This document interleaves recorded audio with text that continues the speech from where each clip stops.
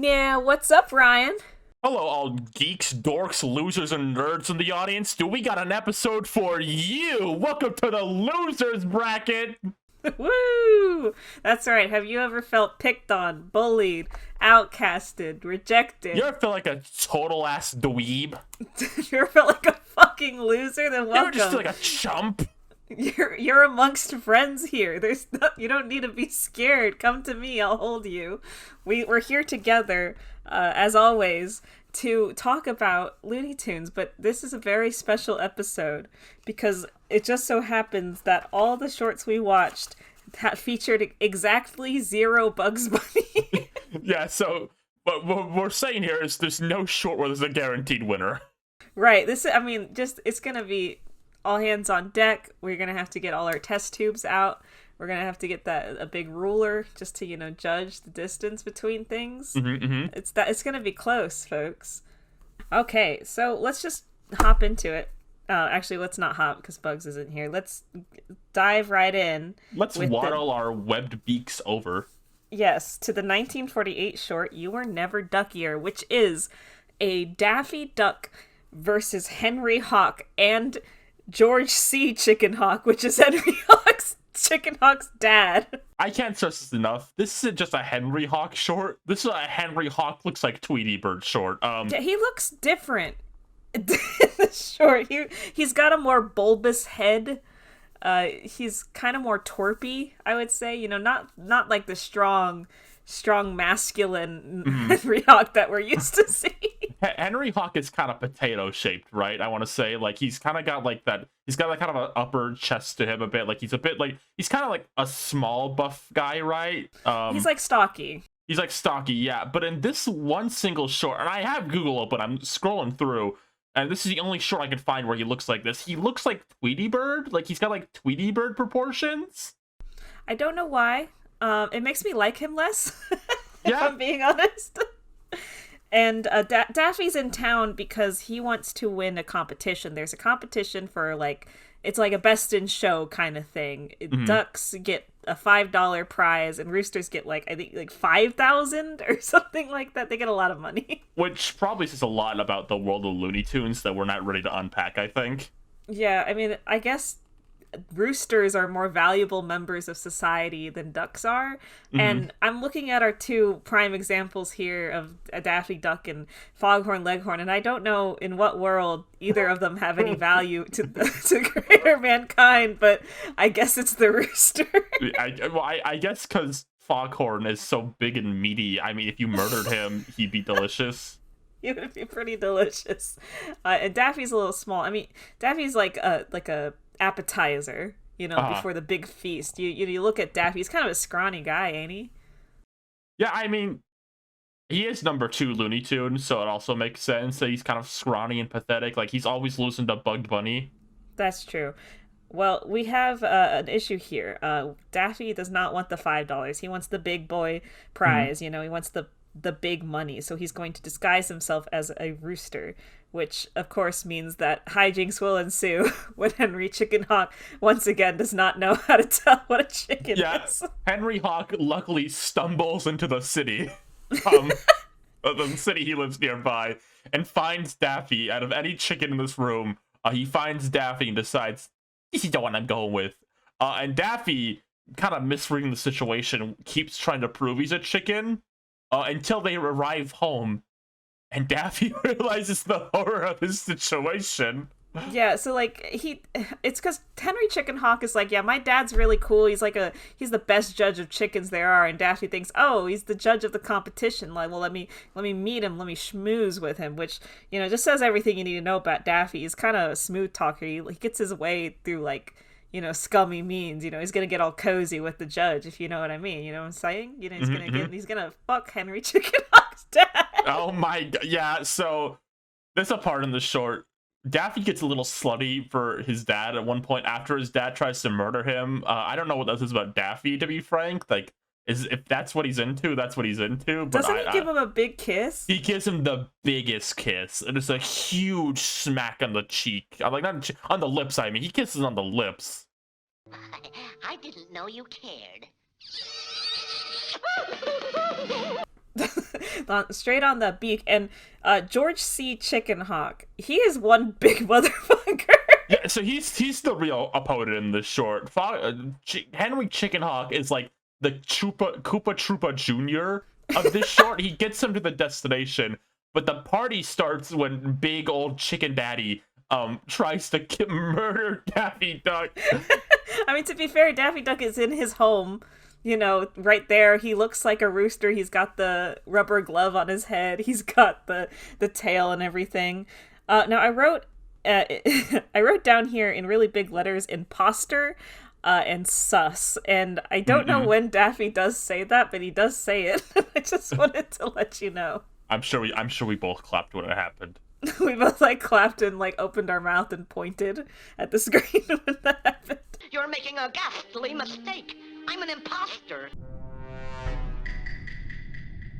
I think if you were to scale the Looney Tunes in sheer, if you punched you, how much it would hurt, Henry Chickenhawk's dad's got to be up there. He is like the tank Looney Tune. Like when he's in the Looney Tunes MOBA, he can take damage and he can dish damage. He is fucking huge. Well, you just have to assume that in the Looney Tunes universe, chicken hawks are incredibly strong creatures, because Henry is a baby and he's pretty strong for a baby, and so his dad evidently is also just as strong, and also, might I add, just as stupid as his son, because they still don't know what a chicken is. Yeah, his dad, who is far beyond Henry Chickenhawk in maturity, still believes Daffy's a chicken.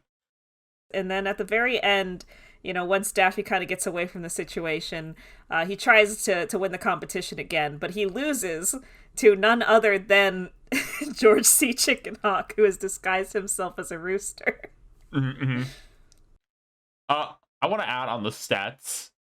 I don't think we'll ever see Henry Chickenhawk's stat ever again, so it might not matter. I want his stats to be big, powerful, lustful, and stupid. Those are his stats. And a good father. A loving father. I don't know what's going to happen in the battlefield, but, you can write that down. He's got an ally. He and Henry Chickenhawk could be pretty unstoppable together, don't you think? You think they're more powerful than Daffy and his, what is it, Belugal Jr. or whatever? Sleepy Lagoon? Sleepy Lagoon. You think Henry Chickenhawk and his dad defeat Daffy and Sleepy Lagoon teamed up? I think so. I think that Henry Chickenhawk and George C. Chickenhawk are the ultimate father-son duo. I don't think there's anybody they couldn't take on together. Now they could probably be fooled into changing the course of their aggression, which happens very often with these two, where they just get pointed in another direction, oh no, that's the guy you want, and they're okay. They're pretty uncaring about that. What if Bugs brought his son into work that day? Do you think then they would still win if Bugs brought in Buster Bunny? Oh boy. I think. Oh God, I don't know. Maybe we'll see. We'll have to see more stats. I can't make a judgment call on that. Okay, our second short is titled simply "The Foghorn Leghorn." That's right. We got Foghorns back in. Henry Hawks, Chicken Hawk's also here, and then there's a little sprinkle of Barnyard Dog, because he's always around. I guess. Barnyard Dog's role in this short is to get dragged into the mess, beat the shit out of Foghorn, and then leave. I want to start by saying we are learning a lot about Henry Chickenhawk's family structure, because there's another character who's in this for a bit, Grandpa Chickenhawk, not Dad, Grandpa, and I don't think he gets a name, but he's just Grandpa Hawk, and he tells Henry these outrageous lies about chickens. He's they're monsters, they live in caves, never, don't even you can't even handle it, Henry. And Henry's wow, they sound pretty intense.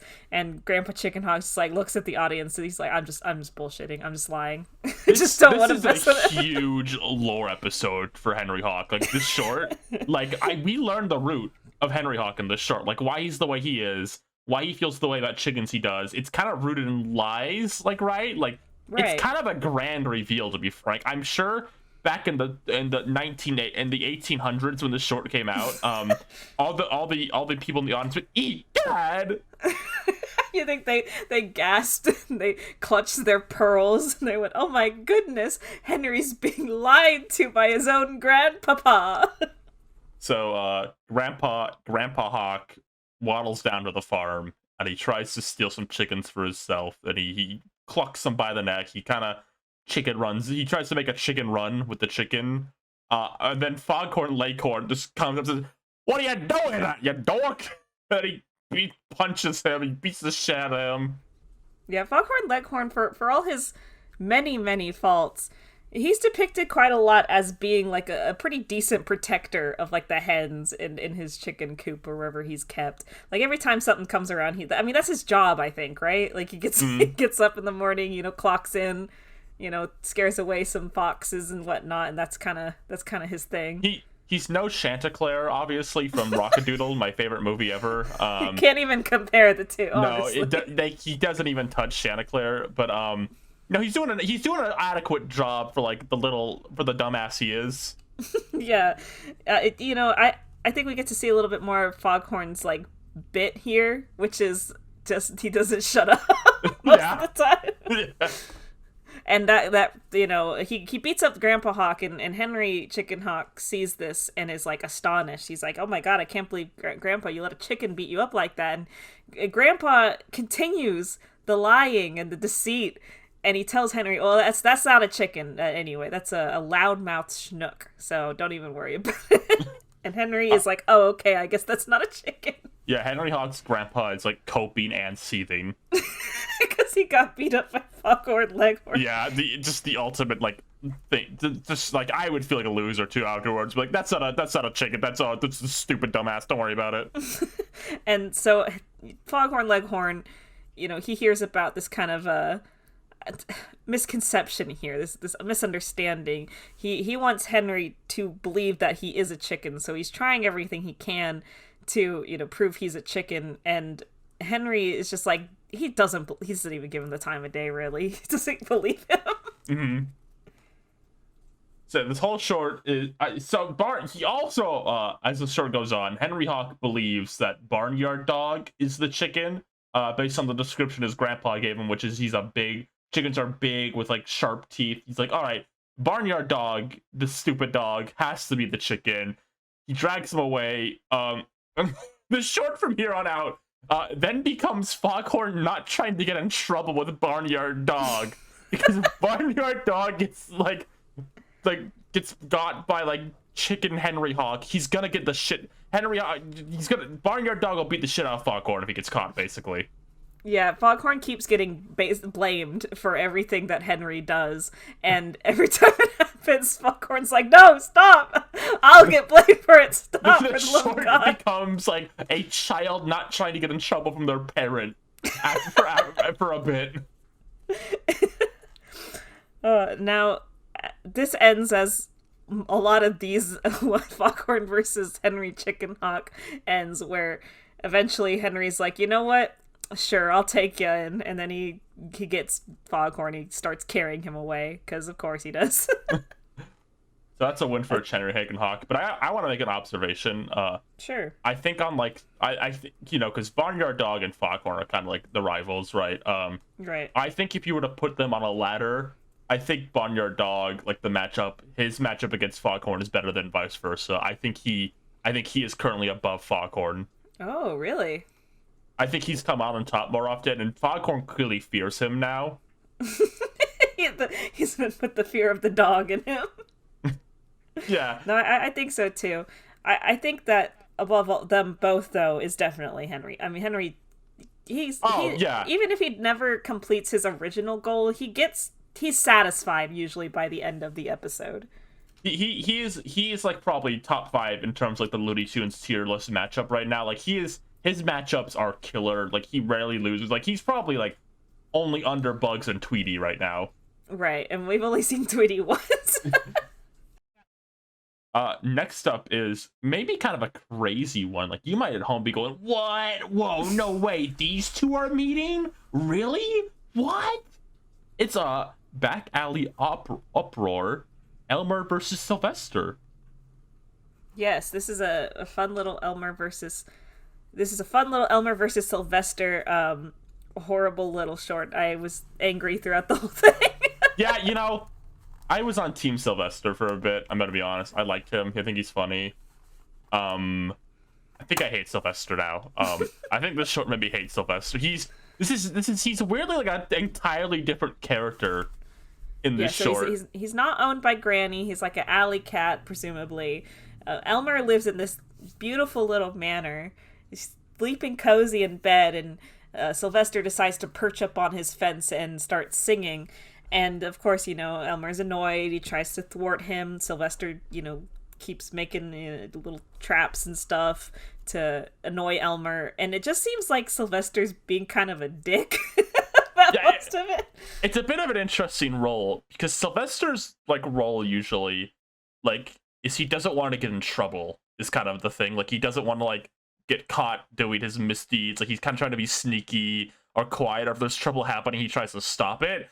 This is such a weird role for Sylvester to be. He's kind of just the instigator in this one. He's just being a piece of shit. I want to imagine, when the Looney Tunes by the water, they're drinking it, in the office. I'm sure the water cooler, tales of how pathetic Elmer Fudd is spread. Daffy's told Sylvester about it. Bugs has told Sylvester about it. And, Sylvester loses all the fucking time, right? I had to imagine he needed a win so bad. Right, yeah. I was thinking the same thing. He hears about all these stories and he's like, I could probably win against Elmer, right? At least. Not that pathetic, right? I can defeat Elmer Fudd. I think there's a moment where Sylvester puts on some boots and starts stomping around really loud. He's just the biggest bitch in the world. He how do I describe? What did he do? He puts nails out on the floor. Elmer comes running out and he puts grease on the stairs and nails on the ground. So Elmer's running out barefoot. He's in his pajamas, by the way. He's running out barefoot with a golf club. Slips down the stairs.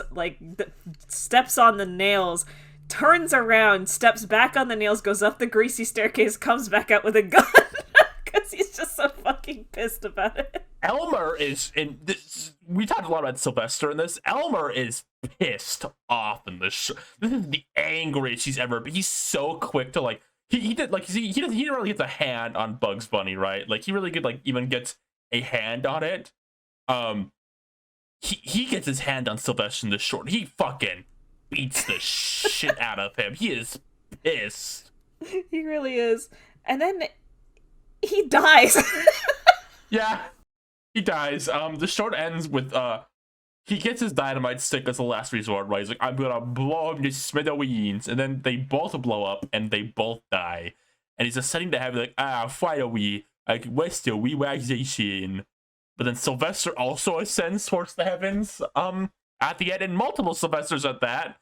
I don't know what that implies. Well, it's the cats have 9 lives thing.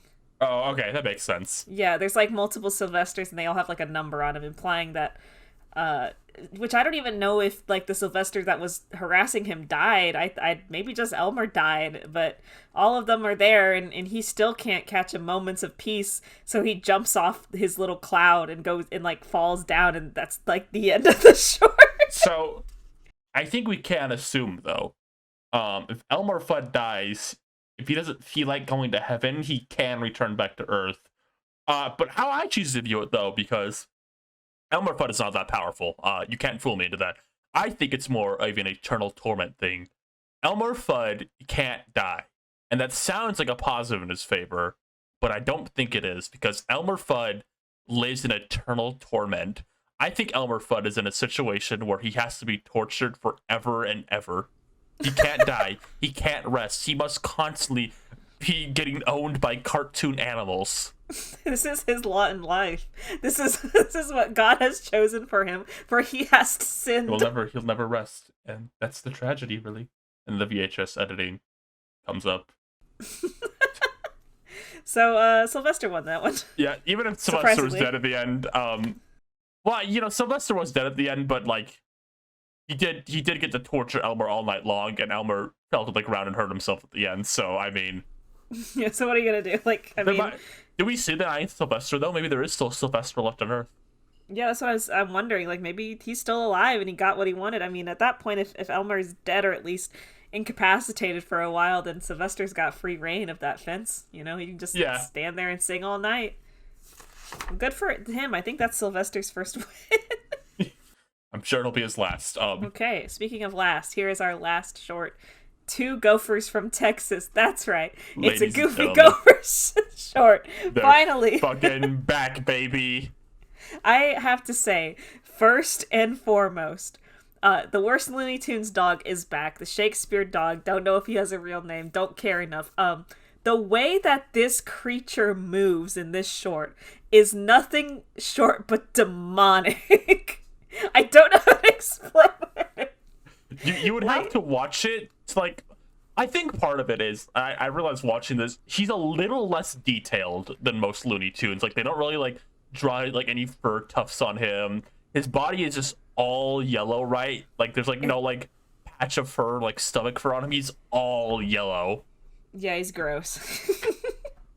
And, like, every lip movement, every time he, like, lifts a finger, it's hypnotizing and horrible. I hate looking at him so much, and I hate listening to him talk. He's like, I guess, a house dog, and he wants to prove his, like, I don't know, manly macho-ness. He wants to go out into the woods and hunt and kill something. And of course he decides that it has to be our beloved friends, members of the LGBT community, the Goofy Gophers. Macintosh, baby, my man. You know what's funny is that I'm so used to their Looney Tunes show, counterpart, where they are, in a way, 2 separate characters. But in these older shorts, I mean, they're just, it's like 2 clones talking to each other the whole short. I don't even describe what happens this one. The cartoon dog just repeatedly he just makes demonic faces and noises the entire time, while the Goofy Gophers have a delightful day out. It's pretty standard Looney Tunes fare, but it's this dog that really ascends the situation. I think this dog is doing a lot for, like, the Looney Tunes dog matchup, because he's the one who's gonna put on a fight, I think. Yeah, he's resilient. we can say that for him at least. And he's resourceful. He's using, like, a book or, like, a guide to kind of help him along. He's trying, all the different methods. None of them work, of course, because the Goofy Gophers, they have this kind of air of, like, almost obliviousness, but they completely understand, like, what's happening around them. They just are, like, above it, basically. Yeah, they don't care. They're not like bugs where, like, they're like indulging and, like, torturing their opponent. They're just kind of having fun with it for a bit. Like, they're like, okay, we'll leave you alone if you leave us alone. But the problem is this Looney Tunes dog has so much ego to him. Like, right, he has to keep coming back. If he didn't come back, the Goofy Gophers would obviously leave him alone. They're kind of a docile creature until you get in their way. Like, you try to, like, fuck with them. That's when you're dead. If you provoke the Goofy Gophers, you will die. Yeah. But if you leave them be, they are like an old married couple who just pick plants and, like, go on walks and hold hands, and, like, that's about it. This dog could have chased anyone. Really, honestly. This dog could have gone off Daffy Duck. I wonder if this dog actually is more of a hindrance to the other Looney Tunes dogs. Like, if they're in a pack together, I feel like Shakespeare dog would, like, have a hard time being in a pack. Like, his ego is too big. He would, kind of be resistant to that. Kind of slow everybody down. Because all the Looney Tunes dogs are very, very, are they very, I don't know, boss. But this one's very, he'd stand out from the pack, that's for sure. I mean, is that a good thing, though? Yeah, that's what I'm trying to determine here. He's not really, like, a good listener, and he's not very... No, that's true, he is vicious, never mind. He is kind of scary and vicious. I'm gonna put some footage of him, like, moving and talking here so that people can understand, because I feel like we sound crazy talking about this dog like it's not a dog, it's like some sort of unearthly creature. He is a freak that needs to be seen to be believed.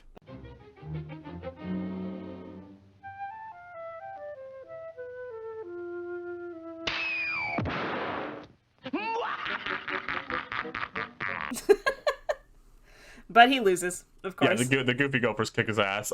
They're the winners. This is actually the first time they've won. That's because right. the other short, Bugs Bunny, won. Yeah, they owned the dog previously, but then Bugs Bunny appeared. They're like, "Nah, you thought." Yeah, so this time this is the true Goofy Gophers win here. This is finally got them. Yes. Yes. I want to share a brief anecdote while we're talking about the Goofy Gophers. So one time I went to the theme park Six Flags. It was in Atlanta, Georgia, and I was hanging out with some friends, and they were all tired and they needed to sit down for a while, but we were only there for a day, and I wanted to see like everything because I'd never been before. I went there specifically. They have a really fun little moving Foghorn Leghorn sitting on a rocking chair. It's ginormous. It's a little statue thing. How euphoric was that moment for you? It was pretty great. I'm gonna put a picture of me next to it here. And then anyway, so I was walking around completely alone, and this was like the park was pretty empty. It was on like some random day. It was a limited opening anyway. It was nobody's going to theme parks right now, and I can't describe to you where I was. I was in like the back of the park where like nobody was. There was like a kid coaster or two, and the lines were completely empty. There was like a shit ton of empty shops and empty rides, and I hear they're playing like distinctly Looney Tunes show songs, like those little melody time song things that they did between breaks. And like I forget which one I heard that like made me recognize it. I almost swear it was that stupid Chicken Hawk song.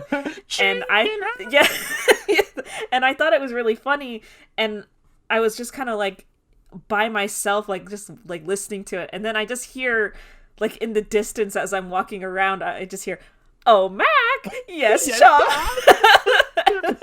It was the fucking Goofy Gopher song, and I like grabbed my phone, opened it, like instinctively took a video of me just like running full speed towards the speaker because I couldn't believe, like I didn't think people were going to believe me when I said that like the Be Polite Goofy Gopher song was playing in real life. They're playing it. They're playing it. They're playing.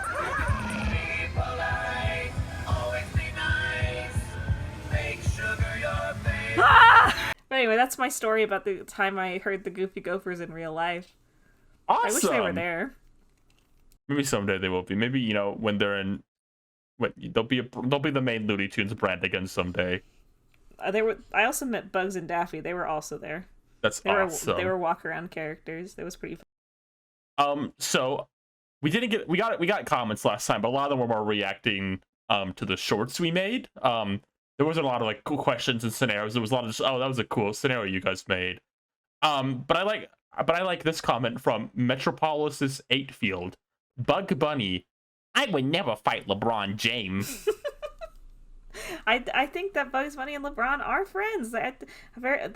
Them fighting would be just like playful sparring. Like they're just having a good time. No, they're best buddies. I mean, you can't make them fight. I'd cry. Yeah, but remember, if you leave a comment down below, we appreciate the comments you got last time. But if you leave a comment about a scenario or a question or like just like any sort of like thought on Looney Tune, we will. Well, let's just say we might answer it. We will. Now, also make sure to tune in next time. It'll be a very special episode. So everybody, get up because it's time to sleep. Welcome to the Space Jam. All right, bye everybody. Goodbye. That's all, folks.